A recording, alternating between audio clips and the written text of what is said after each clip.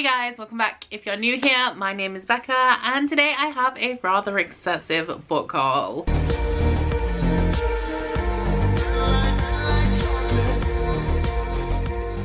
So this is a cumulative book haul, which is the only thing that really makes it relatively okay. That is spanning from like whenever I did my last book haul, the beginning to mid-December, all the way through to the beginning of April. So it's like pretty much a 4-month book haul, and I have 80 books in total to talk to you guys about today. It is a lot. It is so many. I thought it was going to be about 50, but that is not the case. So before we get stuck into it, I would love to introduce you guys to the sponsor of today's video, which you guessed it is of course the wonderful book of the month. This is Upside Down. So if you are unfamiliar with book of the month at all, they are a US only book curation service that allow you to choose from 5 to 7 brand new hardback releases every single month for an unbeatable price. They offer picks across a range of different genres. They do like fantasy, historical fiction, non-fiction, romance, thrillers. They also have a selection of add-ons every single month, as well as a huge backlist that you can add on to your subscription for, once again, a price that is cheaper than you can find these books anywhere else. So if you want to have a browse, you can click on the link right at the top of my description box and enter the code Becca at checkout to get your first book of the month book for just $9.99. So let us have a look what the April selections are, starting with my 2 favorites. The first one of those is Kakehi by Vaishnavi Patel. This one is a feminist fantasy debut that is a retelling of a classic. In this one, we are following a young woman who is the forgotten princess of her kingdom,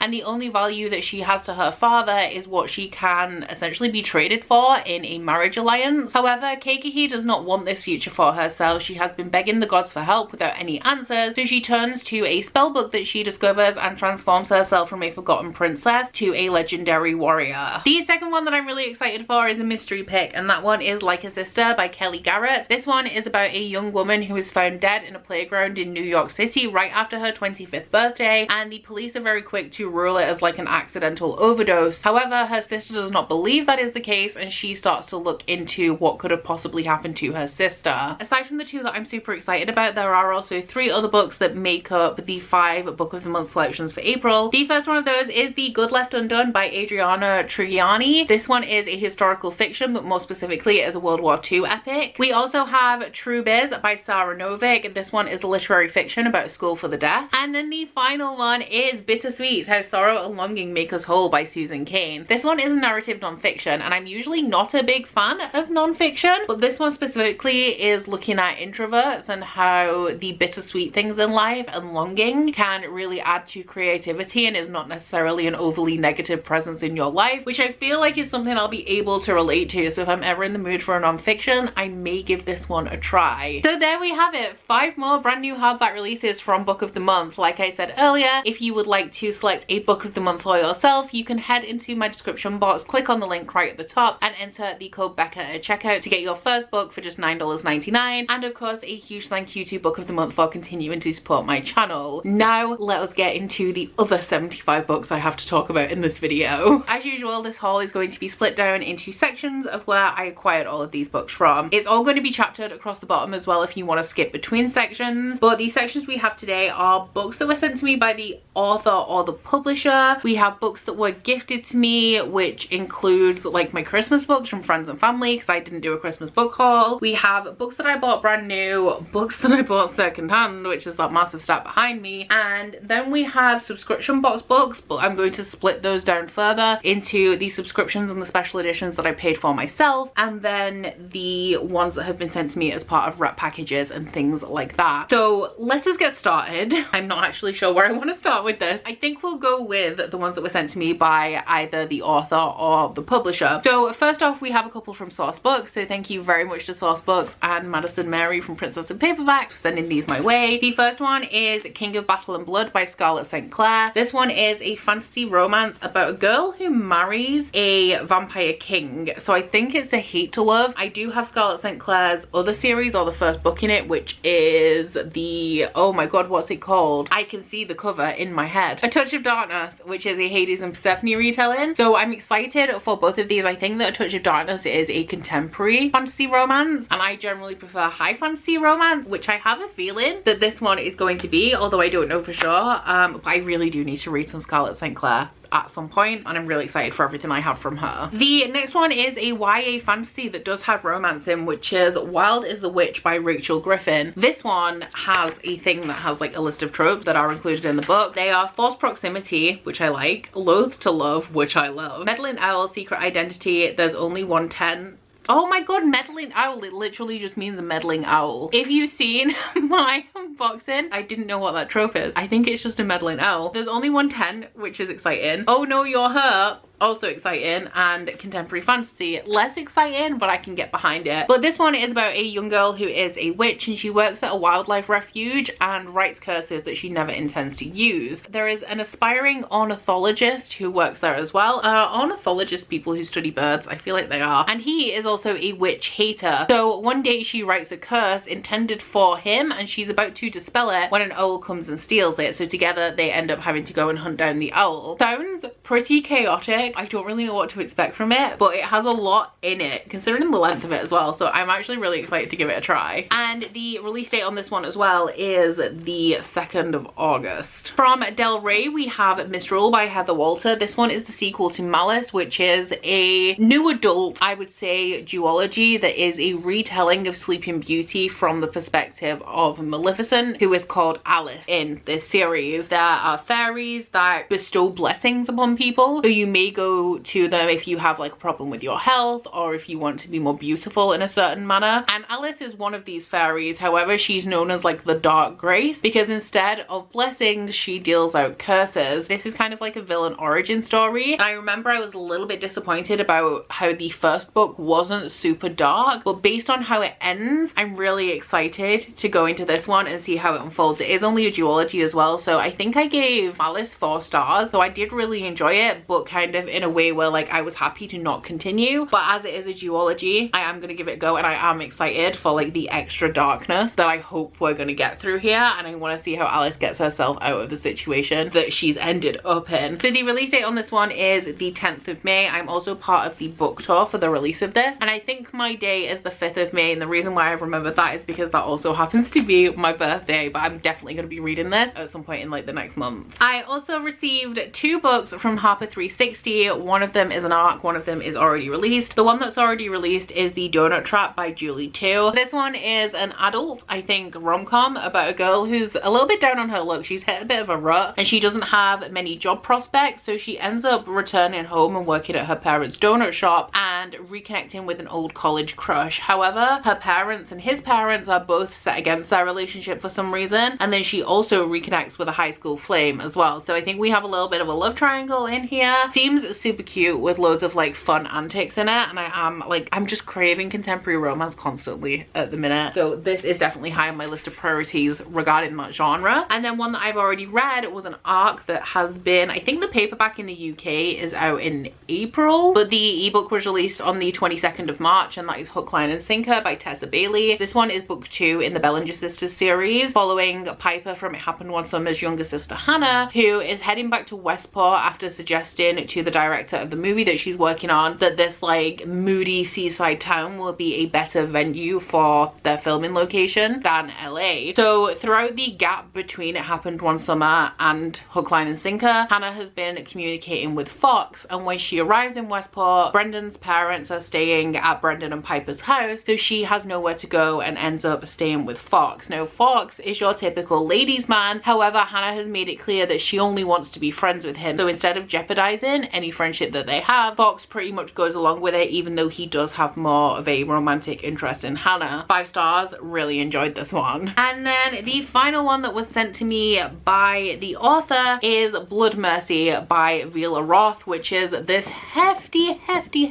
political fantasy romance. This one is a slow burn, steamy, forbidden love story between a human and an immortal. So I think that the mortal is like the daughter of the king, so a princess obviously, and she is negotiating with this immortal diplomat against her father's wishes because humans hate the immortals. That is all I know about this. I have heard good things about this one, and I do really want to read this at some point. I think the entire series has been released as well, so it'll be good to not have to wait for more books, but it's chunky, so we'll see when I get to it.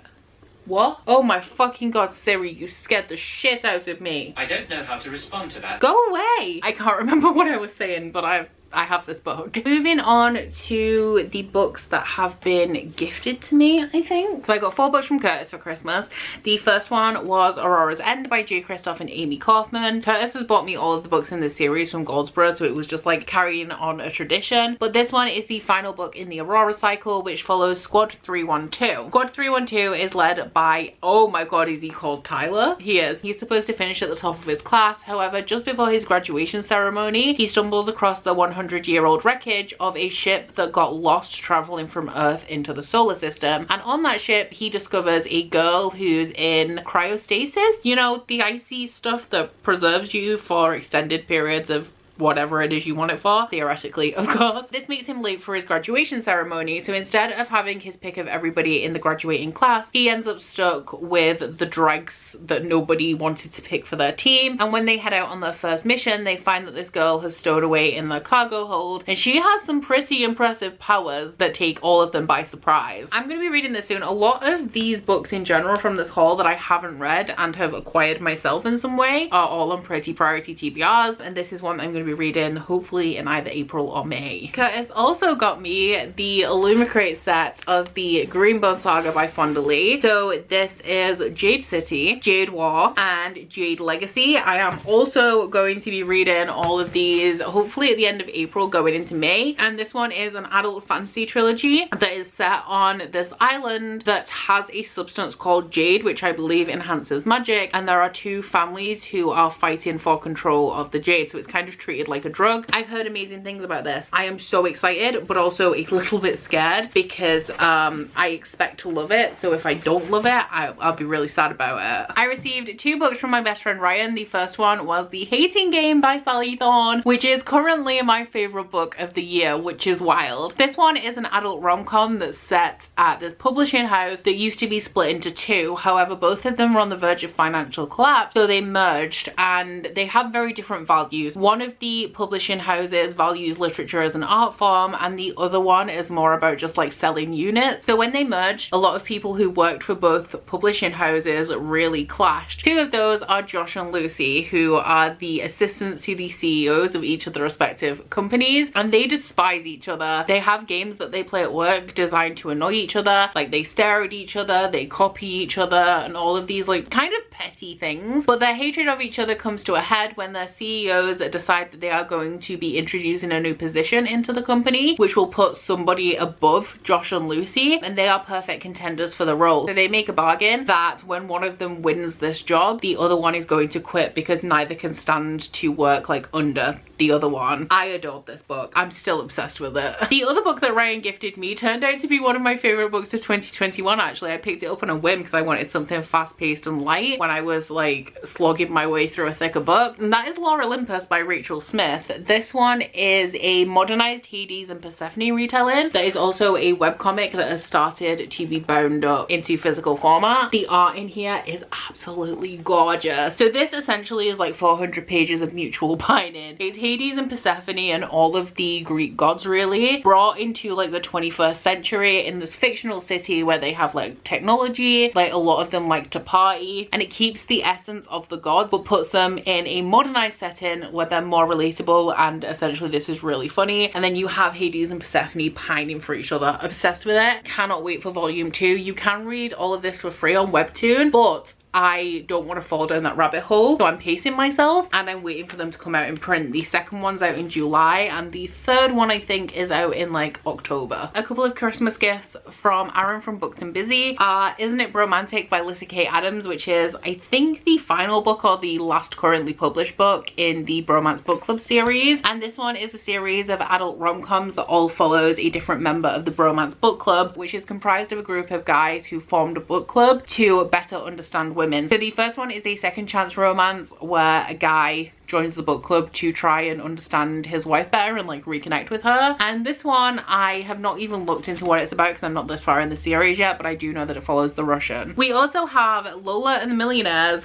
by Catherine Moon. I do not know anything about this. Aaron sent this to me because I think she said it's the best poly or thruple, no, reverse harem. It's the best reverse harem book that she's ever read, which is a trope that I still don't know if I like. So if this is supposed to be the best, then I guess we'll see how it turns out. But I also know that it is a Omegaverse book, which is another like subgenre of romance that I've yet to dip my toes into. I'm intrigued, but I'm a little bit scared. So thank you very much to Aaron for both of these. The next three are technically Christmas gifts, but I did buy them for myself using a gift card that Gavin from How to Train Your Gavin gave me for Christmas. So these are all going to come in order. There's 3 books in the same series here that are going to appear throughout this haul in the reverse order, but I think I'll talk about the series when I get to hauling the first book in it. But with the gift card from Gavin, I picked up Memory of Souls by Jen Lyons. This one is book 3 in the Chorus of Dragons series. I also picked up Fires of Vengeance by Evan Winter, which is the sequel to Rage of Dragons. This one is an adult fantasy series following a guy called Tao who lives in this world that is very like splintered by class. So we have like a noble class, there's people who essentially just do like menial labor right at the bottom. You also have people with magical abilities, and you have Tao's class, which are kind of the normal people. All of the men are conscripted into the military in this world because there is an ongoing war between the place where Tao is from and also essentially the rest of the world. So they refer to them as the heathens. So the people with magic in Tao's society have the ability to do things like call down dragons, which they're using in this endless war against the rest of the world. And when something terrible happens to Tao's community and also his family, he ends up on this very like focused revenge mission to make the people responsible pay for what they did to his family. And then in the background of his like revenge mission, you have the plot thickening with this war between the 2 people. Really enjoyed the first book, and I'm going to be getting to this one very soon. This will be the next book that I pick up. The final book that I picked up with Gavin's gift card is You and Me on Vacation by Emily Henry. Emily Henry is going to be at a festival that I'm attending in May, and this was actually recommended to me by Aaron from Booked and Busy. I think she said it was her favorite romance of 2021, so I decided that this would be the one that I pick up to try from Emily Henry. So this one is a friends to lovers story following 2 best friends. I think they've been friends for about 15 years, and the story is told through the 10 vacations that they've taken together over this 15-year period. I love friends to lovers. The problem with it is that it has to be done well, and it's not often done well, but I have a lot of faith in this one. And then a couple of gifts from lovely people just because. We have The Name of All Things by Jen Lyon. This one was a gift from Ash. Thank you so much, Ash, for gifting this to me. This was actually going to make it into the order I placed with the gift card from Gavin, and just before I checked out, this arrived on my doorstep, so the timing was like impeccable. This one is my current read, and it is also the 2nd book in the Chorus of Dragons series. And the final book that was gifted to me is from the wonderful Vish from Books with V. Thank you so much for sending this to me, Vish. I'm really excited to read it. And Vish sent this to me because of my obsession with the hating game, and that one is The Spanish Love Deception by Elena Armas. So this one follows a girl who's living in the US, but she has to go back home for her sister's wedding, and she's essentially lied to her family and said that she has this hot amazing American boyfriend, so she has to find somebody to take back to the wedding with her. She's really struggling to find somebody to fulfill like the fake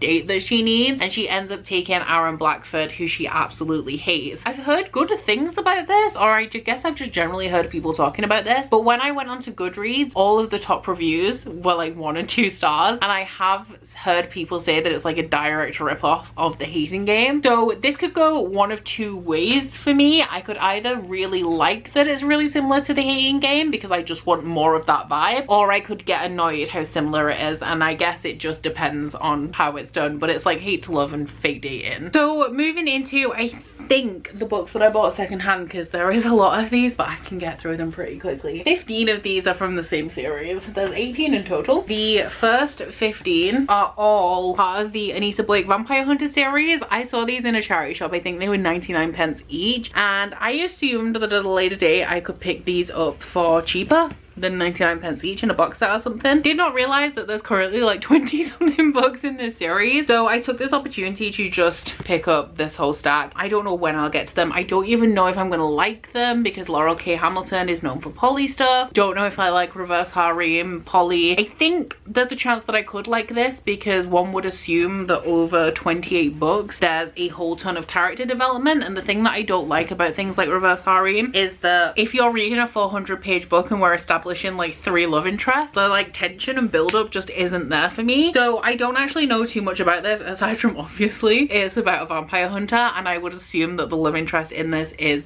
a vampire. It's a big old chunky series. I mean, look, this is what we got. So I think, oh, I have here books 1 to 12, and then I think I have 14, 16 and 18. I have no idea where those other books went. You would assume the same person would have them all, but I mean 12 books is enough to get me going, and I might not even make it 12 books in. I might make it 3 books in and decide it's not for me, because this series was published in, the first book was in 1993. That was the year I was born. Oh my god, has she been publishing once a year? Because I'm 28 and there's 28 books. That would make a whole ton of sense. That's a long time to be writing one series. And then the other 3 that I got were also urban fantasy, or like contemporary fantasy romance, and they were books 2, 3 and 4 in the Guild Hunter series by Nalini Singh. I was recommended this series back in 2020, and I have the first book, haven't started the series yet, so I was already interested in it. But over the last year or so, I've discovered that Sarah J Maas really loves Nalini Singh, so I'm thinking even more that this series, or Nalini Singh as an author, will be up my alley. I haven't ever heard anybody speak about this series, but I do know people who love the Side Changeling series, so if I like this one, then I'll obviously move on. And I cannot remember for the life of me what this one is about. This one follows a vampire hunter. This is gonna sound real familiar. It's about a vampire hunter who is hired by an archangel to hunt down an archangel gone bad. Sounds a bit like Crescent City, cannot lie. And it all makes sense now, because like I said, when I was recommended this series, I didn't know that Sarah J Maas really loved Nalini Singh. Now that I do, it's all coming together. And quite topically, moving on to the books that I bought new, the first 2 are 2 different editions of House of Sky and Breath by Sarah J Maas. For those of you who aren't familiar with this book, let's see if it seems familiar. This one is about a half-fae woman called Bryce Quinlan, who was tasked by an archangel to investigate a series of murders. They previously thought that they'd caught the murderer, however people are starting to turn up dead again, and because this is such a dangerous task, the archangel assigns the fallen angel Hunt Athalar to accompany Bryce on her mission and be her bodyguard, essentially. House of Earth and Blood, my favorite book of all time. House of Sky and Breath, not so much. Gave it 5 stars, maybe should have been a 4.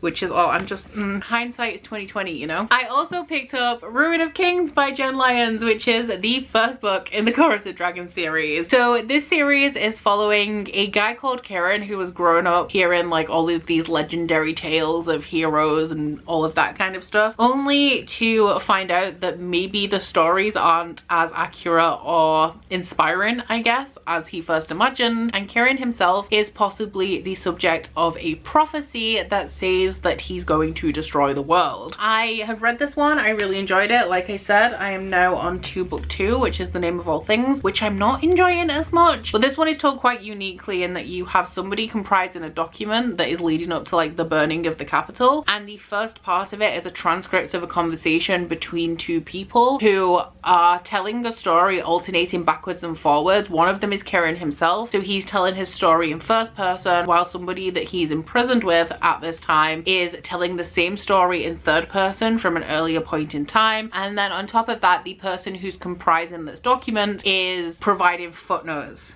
throughout the telling of the story as well. I also have, you're going to see this book twice, I have Gallant by V. Schwab. This is the copy that I pre-ordered from Waterstones. I am actually going to get, if I can find it, the other copy that I have. Here we go. So I have the copy that I pre-ordered from Waterstones and the Illumicrate edition. These copies are pretty much the same. There's very little difference in them. I don't think I'm going to enjoy this enough to keep 2 copies, so I am going to be unhauling one. I just don't know which one right now. This is V. Schwab's newest release. It's following a girl whose parents are either missing or dead, and she receives a letter from her uncle to invite her to the family estate, Gallant. And when she arrives, it seems that nobody actually wants her there, and she's not allowed out after dusk, and she has to stay on the right side of the wall, whatever that means. V. Schwab is very hit or miss with me. I love Vicious and Addie LaRue, don't love Darker Shade of Magic or Monsters of Verity, so this could go either way for me, but I feel like it's gonna go the way of Darker Shade of Magic and Monsters of Verity, because it's definitely YA, but I've heard that it also skews like kind of middle grade, which is not to my particular taste, but we'll see how it goes. I also picked up a paperback copy of Beautiful Nightmares by KJ Sutton, which was one of my most anticipated releases of the year. I did have an e-arc of this, which is the copy that I read that was sent to me by the author, Kelsey. So this one is book 4 in one of my favorite fantasy romance series ever, and it is following a young woman called Fortuna Swan who is a nightmare, which means that she has the ability to sense people's fears and then make them believe that they're experiencing them. So her kind have been hunted to near extinction, and when we start the first book in this series, her brother has gone missing. She's been searching for him for 2 years, but he's disappeared without a trace. So she's just about to give up hope when this big, handsome, powerful fairy guy turns up and says that he knows exactly where her brother is and he will take her directly to him, providing that she marries him. This one is the most recent installment. It's book 4 of what will be an overall 6. I loved this one. I thought that the pacing was amazing. I feel like Kelsey's really hit her stride with this book, even though in terms of the romance elements it's not my preference. Still think that this is the best book in the series, and I am so excited for book 5 and 6. And it was nice actually, because a lot of the books in this series have emotionally devastated me, so it was nice that this one didn't, and that's all I'm gonna say on that.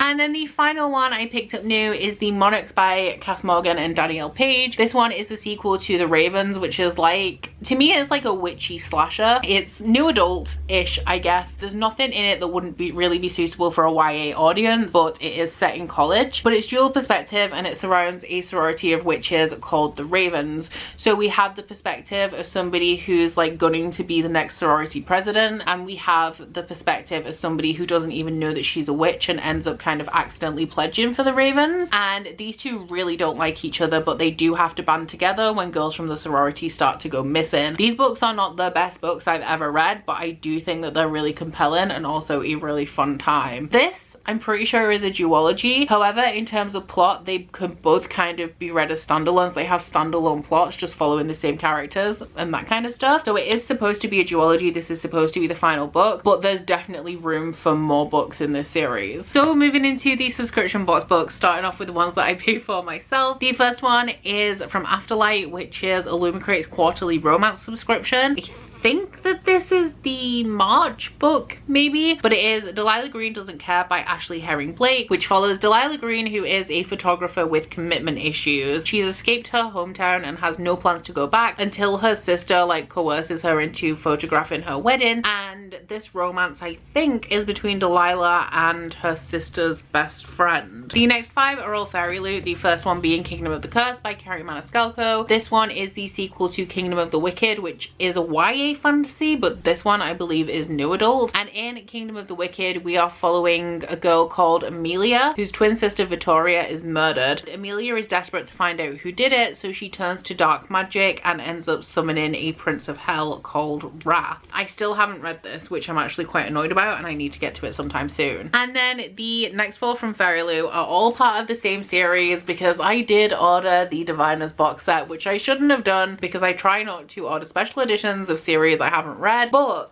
I was waiting to pick up this series, and I had been waiting for years because I assumed that they were going to publish a paperback box set with matching covers that just doesn't exist. So when I saw that Fairy Loot were doing a matching set, I decided to jump on it. This one is a YA fantasy, but it's like upper YA, and it is set in the 1920s. I think there's murders in here, maybe a serial killer, and also a lot of paranormal stuff like ghosts, clairvoyancy, tarot, that kind of stuff. I've heard amazing things about this series, not so great things about the last book, which I think is The King of Crows, but I'm excited to get into it. I've heard it's a spooky season read, and because I own the entire series, I would rather like try and read it back to back, but we'll see what happens. I do actually have a video on my channel where I went through all of the series that I own in their entirety that I haven't started and asked you guys to vote on which ones I should pick up. The Diviners is included in that, and the tally is not like completely up to date, but at my last check it's in the top 5, but it's not quite up there. So if you want me to read this, then go ahead and vote for it. And then currently the only like monthly subscription box that I pay for myself is the Goldsboro GSFF, which is their Science Fiction and Fantasy Fellowship. It's a book only subscription, and every month you get a brand new hardback sci-fi or fantasy release. Tends to be adult, but there is a little bit of like YA and new adult in there as well, and all of their editions are signed and numbered first editions, and a lot of them do have have like stenciled edges as well. For these and all of these subscription box books, really, I don't know a great deal about them because I didn't like research them ahead of purchasing them. They're just the monthly subscription box books. So the next 3 of these I'm going to be reading very soon, I think directly after Fires of Vengeance. So in order of the months, the January book was Absinthe by Brendan P. Belcourt. This one is a historical sci-fi, like an alternate history set in 1920s New York, oh no, Chicago, and it centers around a substance called absinthe which changes the people that drink it, and there's also some like steampunky elements in here as well. The February pick was Age of Ash by Daniel Abraham, who is one half of the writing duo that writes the Expanse series. This is the first book in the Kithamar trilogy, and it is set in a city called Kithamar, which is this bustling center of like wealth and trade, and we're following a young thief whose brother goes missing and she's searching for answers. I think if I'm correct, I heard that this series is the same thing told from different perspectives. So book 2 will be a different character telling the story, and from the cover, I don't know how true this is just what I've guessed from the cover, but this side looks really historical, and in the background of this side it looks like there's city lights, especially like up here in the back, so I'm wondering if it like spans time periods as well. March's pick was Justice of Kings by Richard Swan. This one is, I think, a debut. We're following a traveling justice and his life story, I think from the perspective of like his secretary or apprentice or something like that. This series is called Empire of the Wolf, and I think out of the 3 that I'm going to be reading, this is the one that I'm most excited for. And then the one that just arrived is the April pick. No, it's not. These months are right. This one's December, so maybe I've hauled this one before. January, February, and this one is the March pick, which is the embroidered book by Kate Hartfield. It's chunky. I'm a little bit worried about when the time comes for me to read this, which I think is going to be June, because this one is a thick historical fantasy. I think it might be an alternate history, but it is following Marie Antoinette and her sister, and it involves magic. So onto the rep packages. We'll start off with Illumicrate because I think that's the smallest stack. We have The Ivory Key by Akshaya Raman, which was an extra paperback that came in one of the boxes. I know very little about this one, but it follows 2 girls, one of which is trying to protect the citizens of like her kingdom, and the other one is searching for an ancient artifact. We also have A River Enchanted by Rebecca Ross, which is a adult fantasy set in Scotland, and I believe it's set on an island that has mischievous sprites, and all is well and good until these sprites start to kidnap girls. So they invite a bard who is from this island back to the island to try and find the girls, because it's well known that sprites like music. We also have this gorgeous edition of This Woven Kingdom by Tahara Murphy. This one has a whole ton of Persian folklore in it. I think that might be all I know. It says clashing empires, forbidden romance, and a long forgotten queen destined to save her people. I have never been interested in Tahara Murphy's fantasy before. Is Shatami fantasy or is it sci-fi? I have no plans to read it in the near future anyway, and I have read one of Tahara Murphy's contemporary books, which was like okay, but it was YA contemporary. But this one I'm a little bit more interested in because I'm assuming it's high fantasy. Moving on to Fairy Loot, they also had a box where they had a second book, and that one is The Coldest Touch by Isabel Sterling. This one is a YA contemporary fantasy, like paranormal fantasy, I think, that has a queer female-female relationship in it, and we're following a girl who can sense how people will die if she touches them, and also a vampire. We also have Year of the Reaper by Mikhail Lucia. This one is a YA high fantasy about a lord who's been in prison for 3 years, and when he's released he wants to return home. However, the kingdom that he's from is not how he left it, and I think he ends up searching for an assassin and meets a girl who is a historian, and I'm assuming there's romance between those 2. One that I'm really excited to read is Daughter of the Moon Goddess by Su Lin Tan. This one is a retelling of Chang'e the Moon Goddess, I think, and it's following a girl who's raised on the moon and is being hidden from the Celestial Emperor. However, one day her magic flares and she has to flee to remain hidden. We also have Only a Monster by Vanessa Len, which I'm intrigued about. This one is about a girl who ends up spinning through time and discovering that her family are monsters. It has a romance with a monster hunter, so it's enemies to lovers. It has a monster in it. I'm just a little bit worried it's going to go down the route of Monsters of Verity and not be as like monstrous as I want it to be, but I'm definitely intrigued. And the most recent one from Fairyloot is The Girl Who Fell Beneath the Sea by Axio. This one is a retelling of a Korean legend, I believe, and it is set in this world where there is a vengeful sea god. So every year they throw a maiden into the sea to appease the god in the hopes that one day like the true bride will be returned to them and end them having to throw girls into the sea. And her brother's beloved is chosen to be thrown into the sea, so the main character throws herself in that girl's place. And then finally we have the book of the month books that I'm excited for. I have to say the March picks from book of the month all sounded amazing. So we have The Unsinkable Gracie James by Jennifer E. Smith, which is the one that I'm least sure about because I think that this is a contemporary about a girl whose mother, her mother dies, and so she ends up going on a cruise to like reconnect with her father. Does sound interesting, but not my usual, so I'm a little bit more hesitant about it. We also have a true crime book, which is Tell Me Everything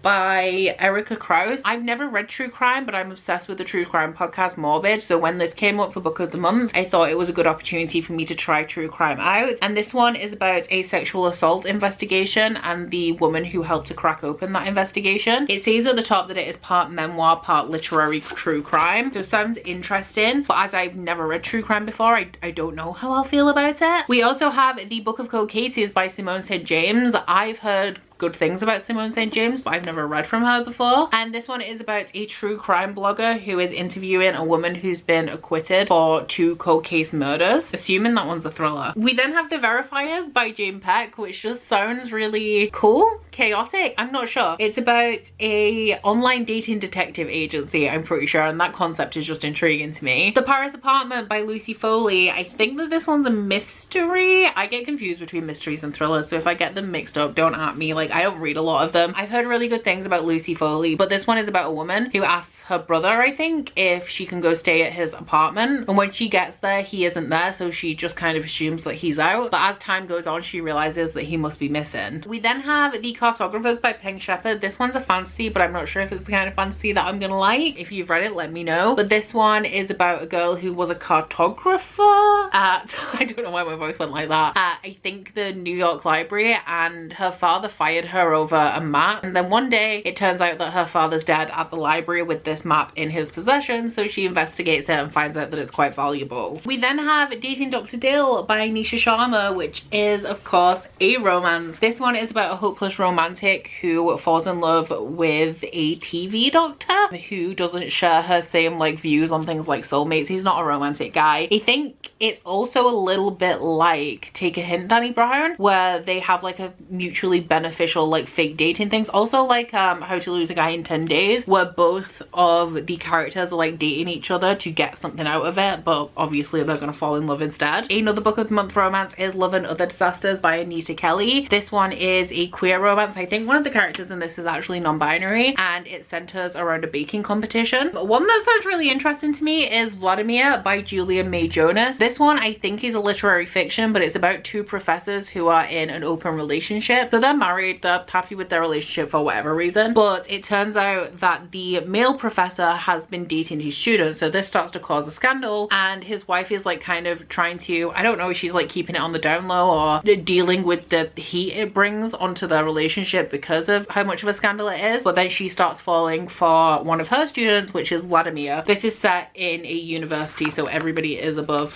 the age of 18, but still like teacher-student relationships. And then the final 2 are another couple of mystery slash, oh my god, they're not, I've just seen 2 more books. Okay, so the next 2 are a couple of mystery slash thrillers. The first one is Reckless Girls by Rachel Hawkins. This one is set on an island that has a history of like shipwrecks and cannibalism and stuff, and this follows a group of like 20 somethings who are going for this like real fancy tropical holiday on this remote island. However, as they realize how cut off from civilization they are, they start spiraling, and I'm assuming weird things happen. This sounds more like a horror, but I'm pretty sure it's supposed to be a thriller. Let me know if you've read this. And the other one I'm going to be reading very soon, it came up in Bookopoly, but it is The Golden Couple by Greer Hendricks and Rachel Pekkanen. This one is about a couple who are seemingly like perfect, they're beautiful, they're wealthy. However, the wife has been unfaithful and they want to save their marriage for the sake of their child. So they start going to couples therapy, but the therapist that they choose has lost their professional license because of unconventional practices. So it's like a very unconventional therapy experience. I'm intrigued because I don't know what that implies, and it has like the potential, I think, to get quite dark. And then the actual final two books, I hope, for this haul are Abraxas box books. So one of the Abraxas boxes actually had two books in it. One was a paperback, which is Fire Becomes Her by Rosie Thor. I'm unsure if I'm gonna like this purely because it's published by Scholastic, and in my experience Scholastic books tend to skew quite young. But this one is about a type of magic called Flare and a 17-year-old girl who wants to have the magic, and she has a plan to get it, and the way that she's going to do that is rising to the top on the arm of Lyndon Holt, heir to the largest fortune of Flare in all of Candace. But the higher she rises, the further there is to fall. I will try this, but I'm not sure that I'm going to enjoy it. And then the final book is an Abraxas book, which is A Spell of Dust and Smoke by Alora Burrell, which actually sounds real good. It says on the back, contains mature content not suitable for younger readers, which is always a win in my book. But it says the choosing will define her, his loyalties will be tested. And this reminds me of like The Selection meets Early Throne of Glass, because it's like got a very short synopsis, so I'll just read it to you. It's enemies to lovers, but it says Nesrin is a chosen, one of the 12 noble-born women handpicked to serve by the cruel and mysterious King Beryllius. Lyson is Beryllius's second, a young powerful shadowcaster with a steeled heart and fractured past. But when this season's set of trials turns sinister, Nesrin realizes the choosing is not quite as glamorous as she'd been told, while Lyson learns that the king has his secrets. Love, magic and loss await them both. So it has this competition of women joining something called The Choosing, and then it also has like big fantasy romance vibes with like the magic going on and secrets and stuff. I don't know, I'm excited about it. But there you have it. Those are 80 books that I have hauled recently. I've spent my entire life filming this video. If you stuck around this long, I don't normally do this, but if you stuck around this long, leave a clock emoji in my comments because of how long-winded this entire process was. I didn't want to be posting book hauls every month, and I enjoy doing a big book haul, but this is just too much. Like, this is too much for one book haul. But down in my comments, if you don't leave the clock emoji, if you actually have something to say, say it. Oh god. If you've read any of these books, let me know what you thought of them. If you don't have anything to say but you want to let me know that you were here, leave a clock emoji. Once again, a huge thank you to Book of the Month for sponsoring this video. And if you guys are interested in checking out Book of the Month for yourself, once again, please go ahead, open the description box, click on the link, enter the code Becca at checkout and get your first book of the month for just $9.99. That is it from me today, guys. Please don't forget to like this video if you liked it, and subscribe if you wanna. If you head to my description box, you'll find a link to my Goodreads, Instagram and Twitter if you'd like to follow me on any of those, as well as a link to my Bookish candle website, the Etsy for that, and a 10% off discount code. But that's it from me today, guys. Bye! Oh, you bite your friend like chocolate. You say you will go where nobody knows, with guns hidden under our petticoats. We're never gonna quit it, no, we're never gonna quit it, no.